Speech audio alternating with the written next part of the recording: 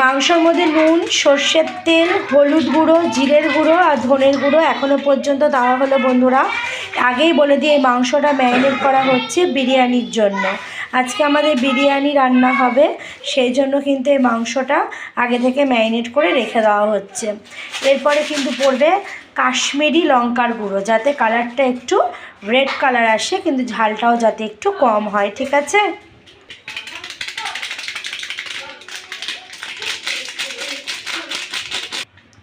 আদা রসুনের পেস্ট দেওয়া হয়ে গেল।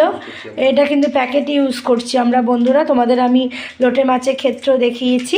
কারণ আদা রসুনের এই প্যাকেটটা না আমাদের খুব সুবিধা হয়, জানো তো বন্ধুরা। টেস্টটা একটু অন্যরকম জানি, তার সত্ত্বেও না এটা কিন্তু খুব সুবিধা হয়। তাহলে মাংস ম্যারিনেটের সময় সর্ষের তেল, নুন, হলুদ, লঙ্কার গুঁড়ো, ধনের গুঁড়ো, জিরের গুঁড়ো, আদা রসুনের পেস্ট, আর হচ্ছে তার সাথে হবে এখন টক দই। চলো তাহলে দেখা যাক এগুলো দিক আগে। পুরোটাই কিন্তু বানাচ্ছে আমার ভাই, বুঝলে। আজ ভাই হচ্ছে মেট রান্নার।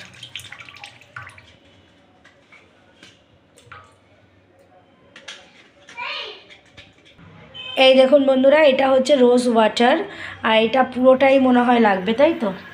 আমি কিন্তু জানি না, আমি জিজ্ঞাসা করছি ওই জন্য। পুরোটাই রোজ ওয়াটার দেওয়া হবে।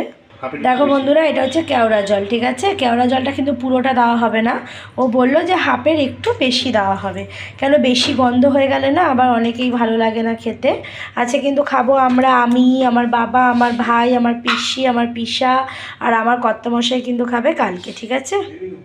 এই দেখো এবারে পড়ে গেল কিন্তু নুন, স্বাদ মতো নুন। ও বন্ধুরা, নুন কিন্তু আগে দেয়নি, এখন দিচ্ছে। আমি কিন্তু প্রথম থেকে বলে যাচ্ছি নুন তখন পড়ে গেছে। আমি না মানে খেয়াল করতে পারিনি মনে হয়, জানো তো। কি অবস্থা দেখো আমার। আর কিন্তু স্বাদ, মানে স্বাদটা একটু ব্যালেন্স করার জন্য দেওয়া হচ্ছে চিনি। চলো তাহলে এগুলোকে এখন পুরো ম্যারিনেশন করে রেখে দেওয়া হোক, তারপরে